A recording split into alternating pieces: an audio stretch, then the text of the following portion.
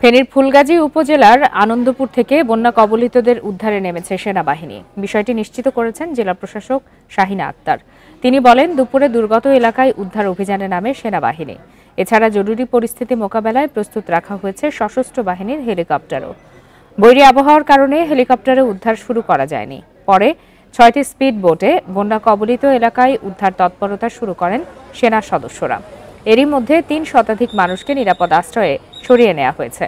বন্যার পানিতে ডুবে ফুলগাজীতে একজনের মৃত্যু হয়েছে।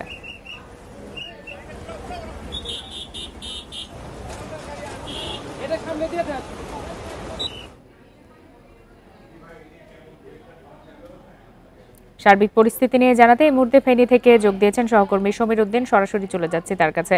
সমীর, সবচেয়ে বেশি দুর্গতির মধ্যে পড়েছে ফেনী অঞ্চলের মানুষ। সেখানে এরই মধ্যে আমরা খবরেও দেখাচ্ছিলাম যে সেনাবাহিনীর সদস্যরা উদ্ধার অভিযানে নেমেছেন। সেখানকার সার্বিক পরিস্থিতি সম্পর্কে জানাবেন। আসলে আমরা সকাল থেকে এই বন্যা এলাকাটা কভার করছিলাম। আমরা যতটুকু দেখছি, দিন যত গণাচ্ছে তত আসলে পানির উচ্চতা বাড়ছে। আমি এখন যেখানে দাঁড়িয়ে আছি এটি হচ্ছে আনন্দপুরের পৌর অফিস এলাকা। এটিতে বিগত 40 বছরেও এই পরিমাণ পানি এখানকার মানুষ দেখেনি। তারা বলছে যে সকল রেকর্ড এই বন্যার পানি আবার ভঙ্গ করেছে। তারা বলছে এই পরিমাণ পানি তাদের বাপ-দাদার আমলেও কিন্তু দেখা নেই। ৮৮ সালের যে বন্যা হয়েছিল সেই বন্যাকেও হার মানিয়েছে এবারের বন্যা। তবে আমরা যেটা দেখেছি সেটা হচ্ছে ফুলগাজী এবং পরশুরামের যে পহুয়া নদীর যে বাঁধটুকু আছে সিলোনিয়া নিয়ে অনেক জায়গায় তা বাঁধ ভেঙে গেছে।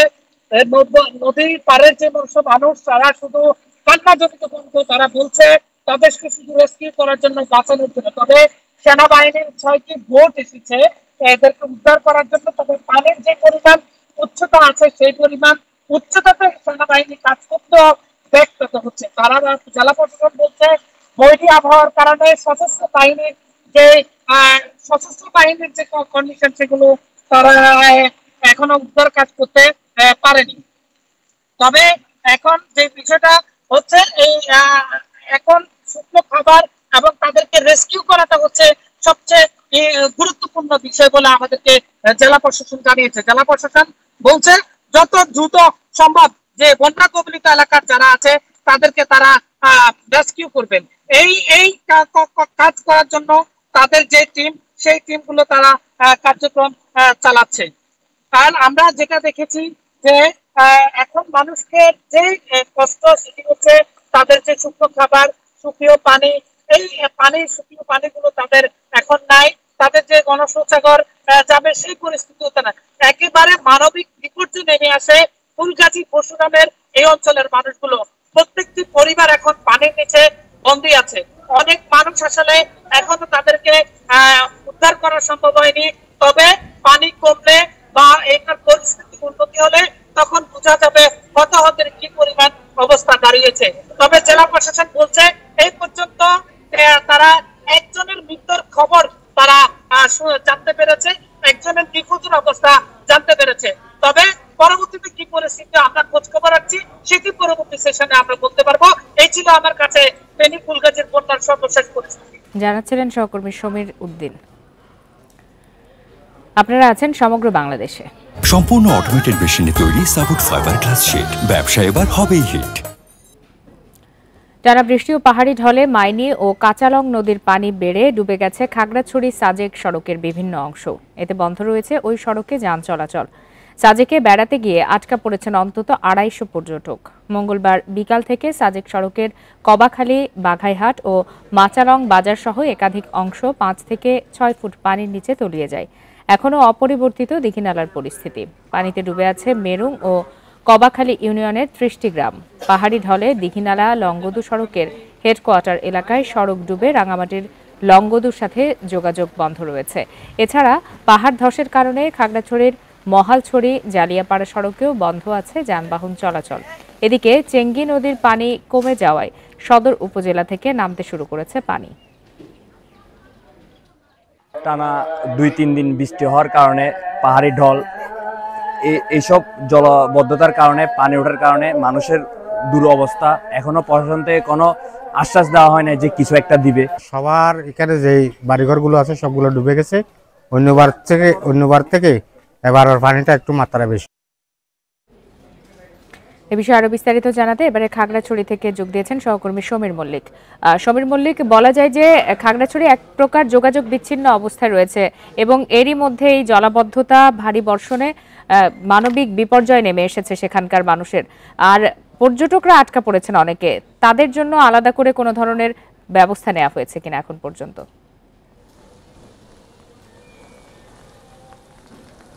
দেখুন, প্রায় 5 দিনে টানা বর্ষণে কিন্তু খাগড়াছড়ি বলা যায় যে যথেষ্ট বিপর্যস্ত হয়েছে। বিশেষ করে আমি যদি আপনাকে জানাতে চাই, খাগড়াছড়ি সাজেক সড়কের একাধিক জায়গায় পানি উঠে যাওয়ার কারণে কিন্তু সাজেকের সাথে খাগড়াছড়ির যে সড়ক যোগাযোগ সেটা বন্ধ হয়ে গেছে, যে কারণে অন্তত 250-র বেশি পর্যটক কিন্তু সাজেকে আটকা পড়েছে। এবং যারা সাজেকে যাওয়ার জন্য খাগড়াছড়ি এসেছিল তারাও কিন্তু প্রায় শতাধিক পর্যটক সাজেক যেতে না পারে, তারা দিঘিনালা থেকে ব্যাক করতে বাধ্য হয়েছে। আমরা সকালে বেশ কয়েকজন পর্যটকের সাথে কথা বলেছি, তারা যে কবাখালী যে অংশটিতে পানি ডুবেছিল সেখান থেকে তারা কিন্তু ফিরে আসতে বাধ্য হয়েছে এবং তারা বলছে আসলে লম্বা একটা পথ পাড়ি দেওয়ার পরে তারা সাজেকে যেতে না পারে অনেকে কিন্তু হতাশ হয়েছে এবং অনেকে বাদ দিয়ে এক রাত কিন্তু সাজেকে যাওয়ার জন্য স্থানীয়ভাবে দিঘিনালা বা খাগড়াছড়িতে তারা রাত যাপন করতে বাধ্য হচ্ছে।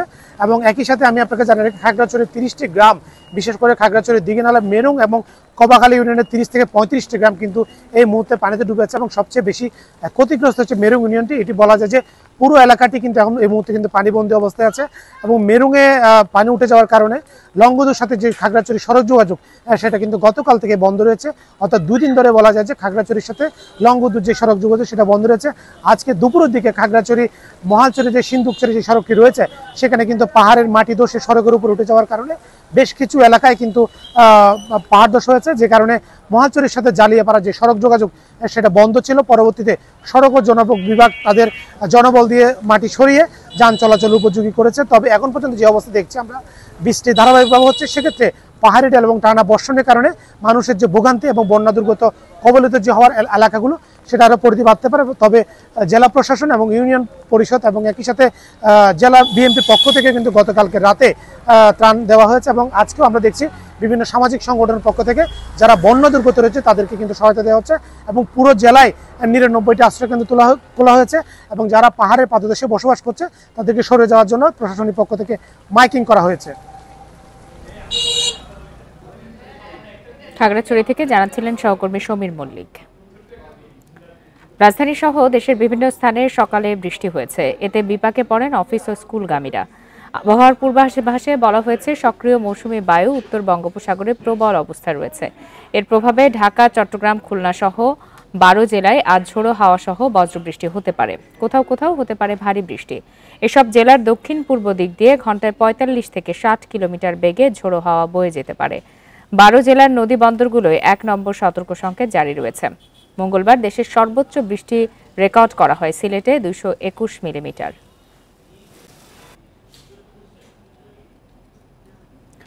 গত 1.5 মাসে কুড়িগ্রাম ও মাদারীপুরে নদী ভাঙনে 5 শতাধিক ঘরবাড়ি সহ বিপুল পরিমাণ ফসলি জমি বিলীন হয়েছে। ভাঙন ঝুঁকিতে থাকা বহু পরিবার সরিয়ে নিচ্ছে ঘরবাড়ি। বরাদ্দ পেলে ভাঙন প্রতিরোধে ব্যবস্থা নেওয়ার আশ্বাস পানি উন্নয়ন বোর্ডের। কুড়িগ্রামের চিলমারিতে 1.5 মাস ধরে ভাঙছে ব্রহ্মপুত্রের পার। একই অবস্থা তিস্তা, ধরলা ও দুধকুমারে। এরই মাঝে চিলমারি সহ রৌমারি, নাগেশ্বরী, ভুরুঙ্গামারি ও সদর উপজেলার প্রায় 500 ঘরবাড়ি, 3টি প্রাথমিক বিদ্যালয় সহ বিপুল পরিমাণ ফসলি জমি নদীতে বিলীন হয়েছে। ঝুঁকিতে আছে কমিউনিটি ক্লিনিক সহ কয়েকটি গ্রাম। যে জায়গায় সে জায়গার মতো জায়গা নাই, চতুর্দিকে পানি, কোনো দিকে বুদ্ধি নাই, পাই বাইসা গেলেও যাইব, তাছাড়া আমার আর উপায় নেই। এই অবস্থা যদি অব্যাহত থাকে তাহলে হয়তো বা 1 সপ্তাহের মধ্যে প্রায় 200 থেকে 300 ফ্যামিলি হয়তো আবারও গৃহহীন সরবরাহ হয়ে যাবে বসতভিটা হারিয়ে। পানি উন্নয়ন বোর্ড জানিয়েছে ভাঙন রোধে জরুরি ভিত্তিতে কাজ শুরু করার জন্য বরাদ্দ চেয়ে মন্ত্রণালয়ে আবেদন করা হয়েছে। বেশ কিছু প্রকল্প এবং ব্রহ্মপুত্র বাম তীর রক্ষা প্রকল্প আমরা ইতিমধ্যে দাখিল করেছি। সেই প্রকল্পটি অনুমোদন হলে পার্মানেন্ট ব্যবস্থা নেওয়া যাবে। একই সময়ে মাদারীপুরের কালকিনি ও সদর উপজেলায় আরিয়াল খাঁ নদের ভাঙনে বিলীন হয়েছে 14 থেকে 15টি ঘরবাড়ি সহ রাস্তা ও ফসলি জমি। ঝুঁকিতে আছে শতাধিক পরিবার ও বহু ব্যবসা প্রতিষ্ঠান। অনেক দূর নদী ছিল, 3 ভাঙ্গা দিয়েছে, 3 ভাঙ্গার পর বাড়ি করছি ভাই। এখন আবার ভাঙে ভাই। একটা স্পটে চিহ্নিত করছি যেটা খুবই গুরুত্বপূর্ণ, সেখানে তার পাশে রাস্তাও আছে, তাছাড়া জনবসতিপূর্ণ এলাকা, তো ওইটার জন্য একটা প্যাকেজ চালু হয়েছে এবং ইতিমধ্যে আরও 2টা জায়গায় আরও কাজ শুরু হবে। নদী ভাঙন ঠেকাতে দ্রুত ব্যবস্থা নেওয়ার দাবি জানিয়েছেন এসব নদী পাড়ের মানুষ। তাপস সরকার, ইন্ডিপেন্ডেন্ট নিউজ। গত 1.5 মাসে কুড়িগ্রাম ও মাদারীপুরে নদী ভাঙনে 5 শতাধিক ঘরবাড়ি সহ বিপুল পরিমাণ ফসলি জমি বিলীন হয়েছে। ভাঙন ঝুঁকিতে থাকা বহু পরিবার সরিয়ে নিচ্ছে ঘরবাড়ি। বরাদ্দ পেলে ভাঙন প্রতিরোধে ব্যবস্থা নেওয়ার আশ্বাস পানি উন্নয়ন বোর্ডের।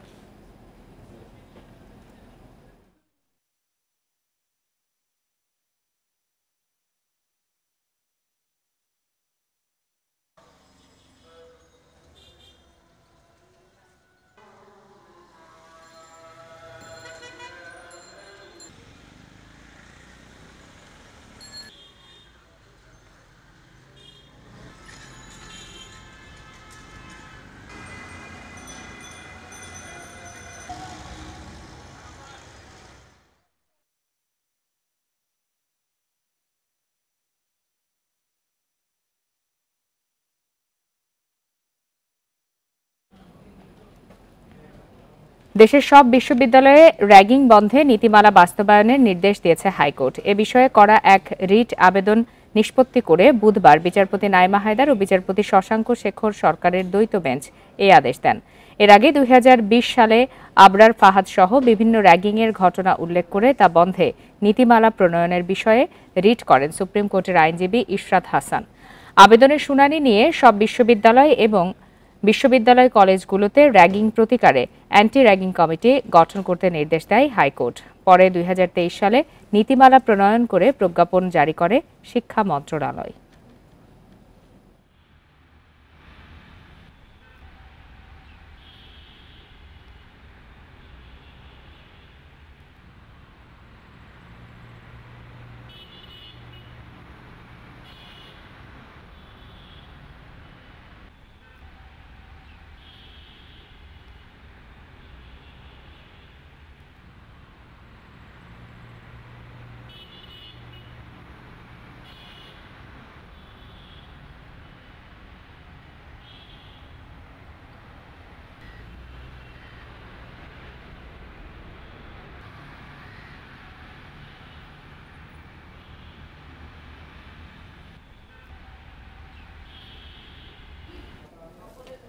বৈষম্য বিরোধী ছাত্র আন্দোলনের সময় র্যাবের হেলিকপ্টার থেকে গুলিবর্ষণে নিহতের ঘটনায় সাবেক প্রধানমন্ত্রী শেখ হাসিনা ও সাবেক প্রধান বিচারপতি খায়রুল হক সহ 5 জনের বিরুদ্ধে মামলা নিতে নির্দেশ দিয়েছে আদালত। আন্দোলন চলার সময় রাজধানীর মিরপুরে হেলিকপ্টার থেকে ছোড়া গুলিতে বেসরকারি প্রতিষ্ঠানের কর্মী ফিরোজ তালুকদার নিহত হন। এ ঘটনায় শেখ হাসিনা সহ 5 জনের বিরুদ্ধে হত্যার অভিযোগ আনা হয়েছে। আজ ঢাকার মেট্রোপলিটন ম্যাজিস্ট্রেট মোহাম্মদ মেহেদী হাসানের আদালতে এই আবেদন করেন নিহত ফিরোজের স্ত্রী রেশমা সুলতানা। বাদীর জবানবন্দি নিয়ে মিরপুর মডেল থানাকে এজাহার হিসাবে গ্রহণের নির্দেশ দিয়েছে আদালত।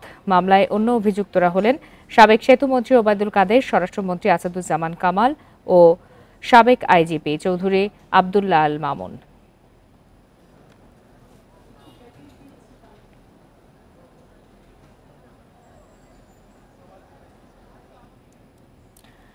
সিলেটে ছাত্র জনতার আন্দোলনে হামলার অভিযোগে সাবেক প্রধানমন্ত্রী শেখ হাসিনা, তার বোন শেখ রেহানা সহ 87 জনের নামে মামলা হয়েছে। এতে অজ্ঞাত আসামি করা হয়েছে আরও 600 জনকে। দুপুরে সিলেট মেট্রোপলিটন ম্যাজিস্ট্রেট আদালত 1 ও দ্রুত বিচারিক আদালতে মামলাটি করেন জেলা ছাত্র দলের ভারপ্রাপ্ত সভাপতি জুবের আহমদ। অভিযোগ উল্লেখ করা হয়েছে, সিলেট নগরীর বন্দরবাজার এলাকায় ছাত্র জনতার আন্দোলন চলাকালে গুলি ও হামলা চালায় পুলিশ ও আওয়ামী লীগের নেতাকর্মীরা। এদিকে নারায়ণগঞ্জের সিদ্ধিরগঞ্জে বৈষম্য বিরোধী আন্দোলনে কেয়ারটেকার মনির হোসেন হত্যায় সাবেক সংসদ সদস্য শামীম ওসমানকে প্রধান আসামি করে 123 জনের বিরুদ্ধে মামলা করেছেন নিহতের ভাই। এছাড়া হবিগঞ্জে মোস্তাক আহমেদ হত্যায় সাবেক এমপি আবু জাহির ও তার ছেলে সহ 111 জনের নাম উল্লেখ করে অজ্ঞাত 150 জনের বিরুদ্ধে মামলা হয়েছে। এছাড়া গাজীপুরে নয়ন নামে এক যুবককে গুলি করার অভিযোগে মহানগর আওয়ামী লীগের সভাপতি সহ 179 জনের বিরুদ্ধে টঙ্গী পূর্ব থানায় একটি মামলা হয়েছে।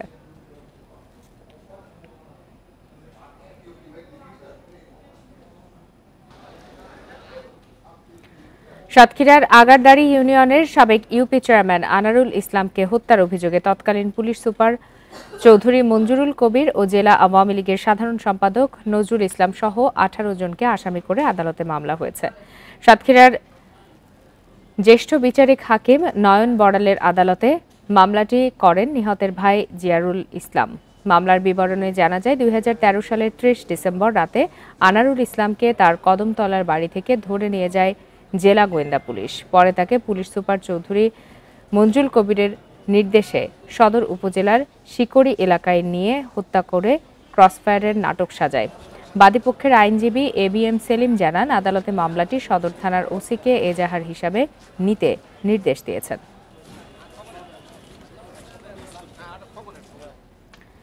দিনাজপুরের সাবেক জেল সুপার সাইদ হোসেন ও তার স্ত্রী সাবিনা ইয়াসমিনের বিরুদ্ধে মামলা করেছে দুদক। এছাড়াও দিনাজপুর পৌরসভার সাবেক ভারপ্রাপ্ত মেয়র আবু তৈয়ব দুলাল এবং বিরামপুর পৌরসভার সাবেক মেয়র লিয়াকত আলী সরকারের বিরুদ্ধেও দুদক মামলা করেছে। বুধবার দুদকের দিনাজপুর আঞ্চলিক কার্যালয়ের উপসহকারী পরিচালক মশিউর রহমান বাদী হয়ে আলাদা 4টি মামলা করেন। দিনাজপুরের সাবেক জেল সুপার সাইদ হোসেন ও তার স্ত্রী সাবিনা ইয়াসমিনের বিরুদ্ধে 4,40,38,753 টাকা ঘুষ, দুর্নীতি সহ অবৈধ সম্পদ অর্জনের অভিযোগে 2টি মামলা হয়।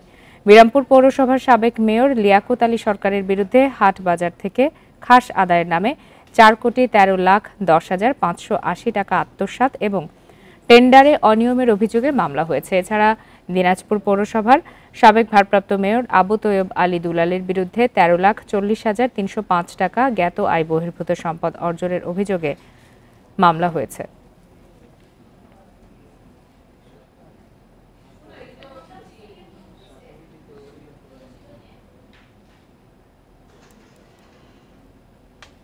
গণঅভ্যুত্থানের প্রবল স্রোতে হাসিনা সরকারের পতনের প্রেক্ষাপটে প্রায় 5.5 বছর পর মুক্ত মাইকেল চাকমা। হাসিনার পলায়নের পরদিন 6 আগস্ট কথিত আয়নাঘর থেকে মুক্ত হন তিনি। ঢাকা চট্টগ্রাম মহাসড়কের পাশে চোখ বেঁধে ছেড়ে দেয়া হয়। বাড়ি ফিরে জানতে পারেন পুত্র শোকে মারা গেছেন বৃদ্ধ বাবা। রীতি মেনে তার শেষকৃত্য করে পরিবার। এ যেন কবর থেকে ফিরে আসা। প্রায় 2000 দিন পর সূর্যের আলো দেখছেন মাইকেল চাকমা। জীবনের সবচেয়ে গুরুত্বপূর্ণ সময়টি কেটেছে অন্ধকার ঘরে। 2019 সালের 9 এপ্রিল রাজধানীর শ্যামলী থেকে ইউপিডিএফ সংগঠক মাইকেলকে তুলে নিয়ে যায় আইনশৃঙ্খলা বাহিনীর একটি সংস্থা। প্রায় 5.5 বছর রাখা হয় আয়নাঘর নামে পরিচিত গোপন বন্দিশালায়। একটা দড়ি আছে ওখানে, ওই দড়িটা চ্যাপটা বেলের মতো, কোমরটাকে পেঁচিয়ে পেঁচিয়ে একদম হাঁটে এরকম করে পেঁচিয়ে পেঁচিয়ে মাথা সহ চেয়ারে সব মানে একদম বেডে ফেললো আমাকে। ইলেকট্রিসিটি 40 ভোল্টেজে পুড়ে ফেলবো। সত্য কথা বলবে, তোমার অস্ত্র কোথায়? তো আমি বললাম, আমার কাছে তো কোনো অস্ত্র নাই। মাইকেল জানান, কারো সাথে কথা বলার সুযোগ ছিল না। মুক্ত হয়ে বাড়ি ফিরে পান একের পর এক দুঃসংবাদ।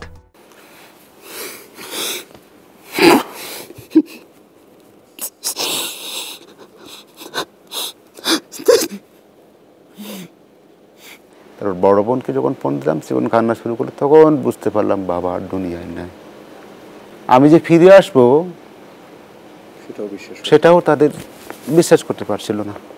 তারপর অপেক্ষা করতে করতে করতে করতে তারা আমার শেষকৃত্য তারা করে দিল।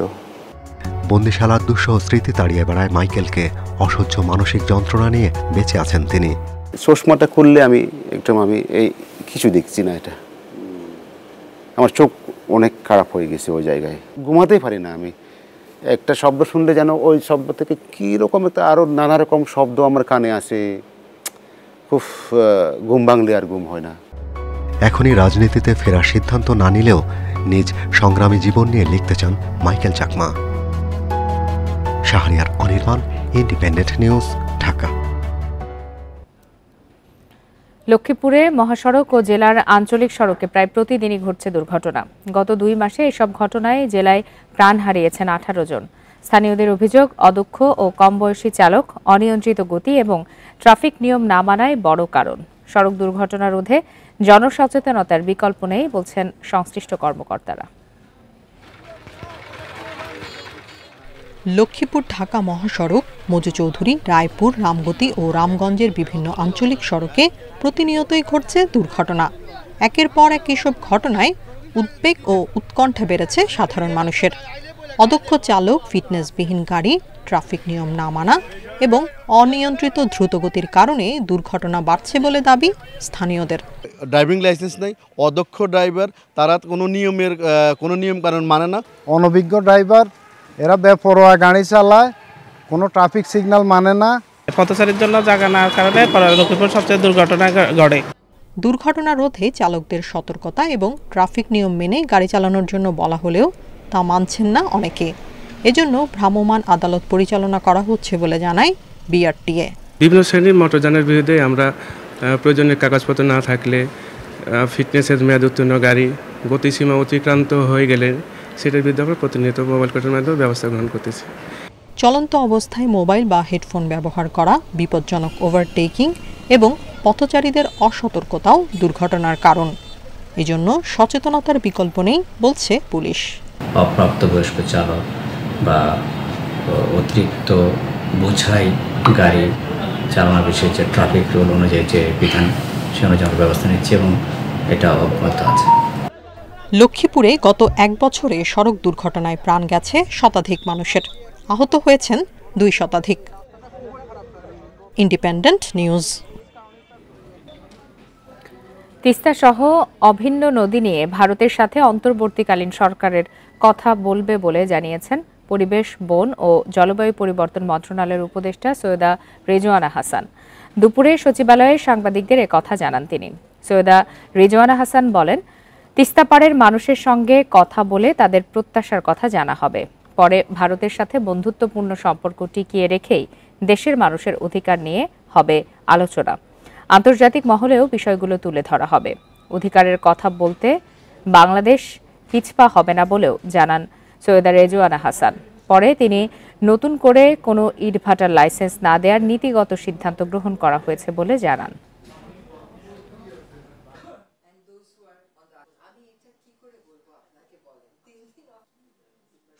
বাংলাদেশের তিস্তা নদীর উপরে যে অধিকার, সেই অধিকারের কথা বলতে, লিখিত দিতে আমরা একদম পিছপা হব না। তিস্তা পাড়ের মানুষের সাথে এবার কথা বলা হবে। জয়েন্ট রিভার কমিশন নেগোসিয়েশন করবে, কিন্তু তিস্তা পাড়ের মানুষ কি চায় সেটা আমরা তুলে আনবো। চাকরি স্থায়ীকরণ ও এনআইডি সেবা স্বরাষ্ট্র মন্ত্রণালয় থেকে ইসিতে স্থানান্তরের 2 দফা দাবিতে কর্মবিরতির কারণে অনির্দিষ্টকালের জন্য বন্ধ হয়ে গেছে এনআইডি সেবা। দাবি আদায়ে সকাল 8:30 থেকে আগারগাঁওয়ের নির্বাচন ভবনের সামনে এই অবস্থান কর্মসূচি শুরু করেন নির্বাচন কমিশনের IDEA2 প্রকল্পের আউটসোর্সিংয়ের কর্মকর্তা কর্মচারীরা। এতে এনআইডি সেবা বন্ধ করে দিয়েছে নির্বাচন কমিশন। দাবি আদায় না হওয়া পর্যন্ত এই সেবা বন্ধ থাকবে বলেও ঘোষণা দিয়েছেন আন্দোলনকারীরা। IDEA2 প্রকল্পে বর্তমানে 2260 জন কর্মকর্তা কর্মচারী কাজ করছেন। তারাই মাঠ পর্যায়ে এনআইডির কাজ করেন। আমাদের কর্তৃপক্ষ যত দ্রুত আমাদের দাবিগুলো মেনে নেবে, তত দ্রুত আমরা কাজে ফিরতে পারবো এবং এনআইডি সেবা সঠিকভাবে দিতে পারবো। যেহেতু এনআইডি সেবা বিঘ্নিত হচ্ছে, আমরা এজন্য জনগণের কাছে ক্ষমা প্রার্থী। আপনারা ধৈর্য ধরেন, এনআইডি সেবা পাবেন। আমাদের দাবিগুলো মেনে নিলে আমরা কাজে ফিরে যাব। আমাদের IDEA2 প্রকল্পকে রাজস্ব খাতে স্থানান্তরের জন্য আমাদের যে 2260 জন জনবল, তাদের সবাইকে রাজস্ব খাতে আমরা স্থানান্তর চাই। এটাই হচ্ছে আমাদের আওয়ামী লীগের শাসন আমলে বিএনপি নেতাকর্মীদের খুন, গুম ও গণ অভ্যুত্থানে ছাত্র জনতাকে হত্যার নির্দেশদাতা শেখ হাসিনা সহ জড়িতদের বিচার দাবিতে বিক্ষোভ মিছিল ও সমাবেশ করেছে বিএনপি। দুপুরে বরিশাল নগরীর সদর রোডে জেলা ও মহানগর বিএনপির কার্যালয়ের সামনে বিক্ষোভ সমাবেশ মিছিল করে জেলা ও মহানগর যুব দলের নেতাকর্মীরা। মিছিলটি শহরের বিভিন্ন সড়ক ঘুরে পুনরায় দলীয় কার্যালয়ে গিয়ে শেষ হয়। একই দাবিতে মানিকগঞ্জে বিএনপি কার্যালয় থেকে একটি প্রতিবাদ মিছিল বের হয়। এ সময় বক্তারা বলেন, বিএনপিকে ধ্বংস করতে পরিকল্পিতভাবে দলের শত শত নেতাকর্মীদের হত্যা করেছেন শেখ হাসিনা সরকার। এছাড়া পটুয়াখালী, বাগেরহাট, পিরোজপুর, নড়াইল, জামালপুর, পাবনা, নাটোর, মেহেরপুরেও বিক্ষোভ মিছিল ও সমাবেশ হয়েছে।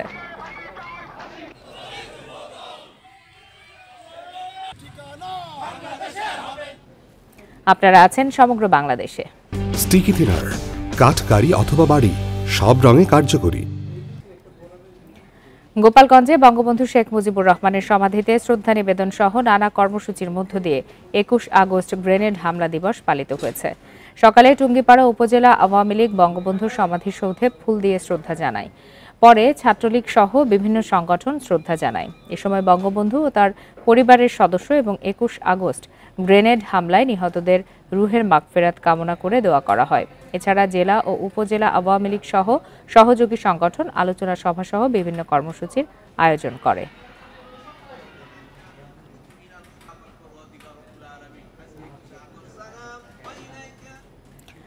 চট্টগ্রাম মেডিকেল কলেজ অধ্যক্ষের পদত্যাগ দাবিতে দ্বিতীয় দিনের মতো বিক্ষোভ করেছেন শিক্ষার্থীরা। বৈষম্য বিরোধী ছাত্র আন্দোলনে শিক্ষার্থীদের বিরুদ্ধে অবস্থান নেয়াই তাদের এই দাবি।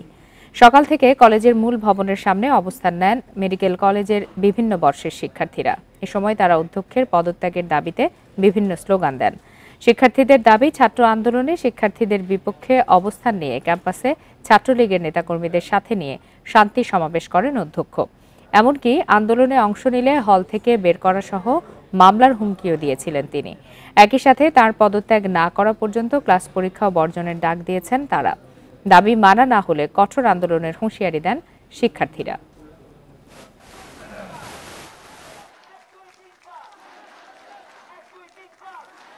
যে প্রিন্সিপাল আমাদের ক্যাম্পাসে ছাত্র রাজনীতি বন্ধ করার নামে নিজেই ছাত্রলীগ কর্মীদেরকে নিয়ে সমাবেশ করেছে, তিনি আমাদেরকে কোনো ধরনের নিরাপত্তা দিতে পারবেন বলে আমরা মনে করি না। নেতা কর্মীদেরকে দুই পাশে দাঁড় করিয়ে উনি শান্তি সমাবেশ করেছেন এবং স্টুডেন্টদেরকে রাজাকার এবং সন্ত্রাসী আখ্যায়িত করেছেন, তাই আমরা ওনার পদত্যাগ চাই।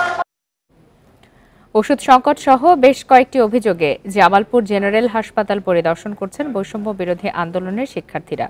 দুপুরে হাসপাতালের পুরুষ ও মহিলা ওয়ার্ডে যান তারা। এ সময় রোগীদের সাথে কথা বলেন সমন্বয়করা। জানান হাসপাতালে ওষুধ সংকট রয়েছে। এছাড়াও রোগী দেখার সময় অবহেলা সহ নানা অভিযোগ রয়েছে রোগী ও তাদের স্বজনদের। অভিযোগের দায় নিয়ে হাসপাতালের সহকারী পরিচালকের অপসারণ ও পর্যাপ্ত ওষুধ সরবরাহের দাবি জানান তারা। 250 শয্যা বিশিষ্ট জামালপুর জেনারেল হাসপাতালে প্রতিদিন গড়ে সেবা নেন 7 শতাধিক রোগী।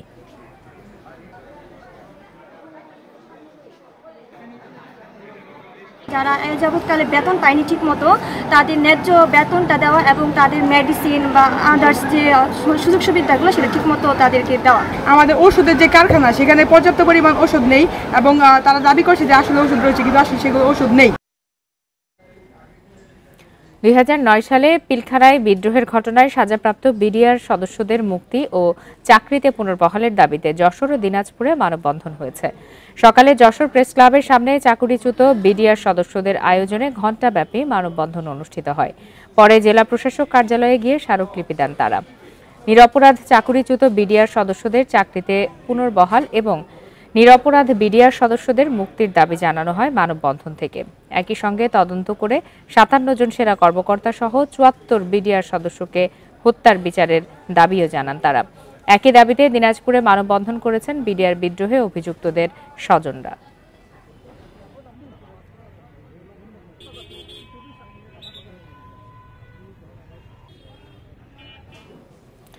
চাঁদপুরের হাজীগঞ্জ উপজেলা স্বাস্থ্য কমপ্লেক্সে কুকুর বিড়ালে কামড়ানো রোগীর ভ্যাকসিন নিয়ে অনিয়মের প্রমাণ মিলেছে। বরাদ্দ 200 ভ্যাকসিন থেকে 5-6 জন রোগী কেবল একবার সেবা পেয়েছেন। বাকি ভ্যাকসিনগুলো হাসপাতাল থেকে উধাও। চাঁদপুরের হাজীগঞ্জ উপজেলা স্বাস্থ্য কমপ্লেক্সে কুকুর বিড়ালের কামড় ও আচর নিয়ে গত 6 মাসে 5 শতাধিক রোগী আসেন। এর মধ্যে 5-6 জন রোগী ছাড়া বাকিরা সরকারি ভ্যাকসিন পাননি, আর যারা পেয়েছেন তারাও একটি ডোজের বেশি পাননি। আমার ভাতিজা ইমতিয়াজ হোসেনরে আমরা আলীগঞ্জ স্বাস্থ্য কমপ্লেক্সে নিয়েছিলাম, ওখানে আমাদেরকে ভ্যাকসিন নেওয়া দিয়ে কুমিল্লা পাঠিয়ে দিয়েছে। কুকুরের কামড় দেওয়ার কারণে আমি হসপিটাল থেকে কোনো মেডিসিন আমাকে দেওয়া হয় না। আমি সবগুলো মেডিসিন ভ্যাকসিন সহ ট্যাবলেট আমি বাইরে থেকে কিনে নেওয়া হয়েছে। হাসপাতালে ভ্যাকসিন দেয় না, আমরা কিনে আনি হাসপাতালে দিছি। অথচ স্বাস্থ্য বিভাগের হিসেবে গত 25 মার্চ এই হাসপাতালে 200টি ভ্যাকসিন বরাদ্দ দেওয়া হয়। তবে হাসপাতালের রেজিস্ট্রার অনুযায়ী এসব ভ্যাকসিন সেবার কোনো হদিস নেই। আমরা তো সবগুলো লিখি না, নিজেদের ভুলের কারণে হোক বা অদক্ষতার কারণে হোক আমরা আসলে রেজিস্টারে এন্ট্রি করি না দিচ্ছি, এইটাই হচ্ছে সমস্যা। জেলা সিভিল সার্জন জানান, বর্তমানে ভ্যাকসিনের কোনো ঘাটতি নেই, আর সংক্রামক রোগ নিয়ন্ত্রণে ভ্যাকসিনগুলো প্রতিটি উপজেলায় সরবরাহের আশ্বাস স্বাস্থ্য অধিদপ্তরের। কুকুরে অনেক কুকুরের কামড়ের রোগী পাওয়া যায়, তো কুকুরের কামড়ের ভ্যাকসিন 24 ঘন্টা 7 দিন সদর হাসপাতালে দেওয়া হয়, আর উপজেলা লেভেলও যদি এরকম রোগী পাওয়া যায় আমরা দিতে পারবো, সমস্যা নেই। চাঁদপুর সদর ও হাজীগঞ্জ ছাড়া বাকি উপজেলাগুলোতে এখনও ভ্যাকসিন সরবরাহ করা হয়নি। Independent news. ফরিদপুরে বিএনপির দুই পক্ষের সংঘর্ষে একজন নিহত হয়েছেন, আহত হয়েছেন অন্তত 20 জন। সকালে নগরকান্দা বাজারে এই ঘটনা ঘটে। কৃষক দলের কেন্দ্রীয় সাধারণ সম্পাদক শহীদুল ইসলাম বাবুলের পথসভা হওয়ার কথা ছিল। এ নিয়ে শহীদুলের সমর্থকদের সঙ্গে সংঘর্ষে জড়ায় বিএনপির কেন্দ্রীয় সাংগঠনিক সম্পাদক শামা ওবায়েদের সমর্থকরা। দুপক্ষের মধ্যে দফায় দফায় সংঘর্ষ চলে। এতে আহত হন কবির ভূঁইয়া নামে এক সমর্থক। আশঙ্কাজনক অবস্থায় তাকে উদ্ধার করে হাসপাতালে নেওয়া হলে চিকিৎসক মৃত ঘোষণা করেন।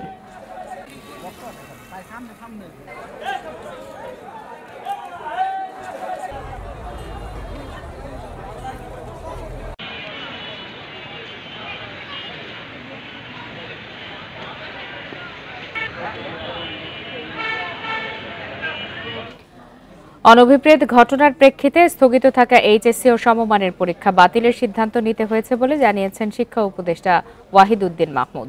বুধবার সচিবালয়ে এক সংবাদ সম্মেলনে তিনি একথা বলেন। আমি একক কিছু করব না, শিক্ষা বোর্ডগুলোই আসল সিদ্ধান্ত নেওয়ার কথা। তারা এসএসসি আগের পরীক্ষা, এবার অর্ধেক পরীক্ষাগুলো হয়ে গেছে, এগুলো সব মিলে কি করবেন সেটা তো আমি জানি না। আমার সরাসরি সেই সিদ্ধান্ত নেওয়ার কথাও না, সেটা এক্সপার্ট যারা তারা আরো দেখবেন। চাঁপাইনবাবগঞ্জের শিবগঞ্জে আম বাগান থেকে এক বৃদ্ধের মরদেহ উদ্ধার করেছে পুলিশ। সকালে পৌর এলাকার শেখটোলা মহল্লার আম বাগান থেকে মরদেহটি উদ্ধার করা হয়। আমবাগানে বৃদ্ধ সাইদুরের ঝুলন্ত মরদেহ দেখতে পেয়ে পুলিশকে খবর দেয় স্থানীয়রা। পরে মরদেহ উদ্ধার করে ময়নাতদন্তের জন্য হাসপাতালে পাঠায় পুলিশ। হত্যার পর মরদেহ ঝুলিয়ে রাখা হয় বলে দাবি স্থানীয়দের। পুলিশ বলছে তদন্ত করে ব্যবস্থা নেওয়া হবে।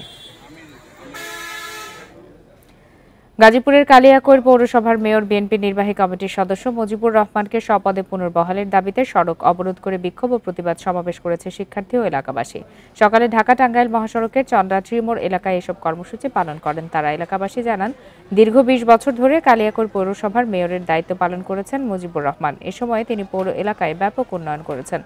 সব দল ও মতের মানুষের কাছে তার আলাদা গ্রহণযোগ্যতা রয়েছে। এ কারণে তার অপসারণ মানতে পারছেন না তারা। আবারও তাকে স্বপদে পুনর্বহালের দাবি জানান স্থানীয়রা। এলাকাবাসীর পাশাপাশি সমাবেশে অংশ নেন উপজেলার বিভিন্ন এলাকা থেকে আসা বিএনপি জামায়াতের নেতাকর্মীরা। শেষ করছে আজকের সমগ্র বাংলাদেশ। ধন্যবাদ সবাইকে।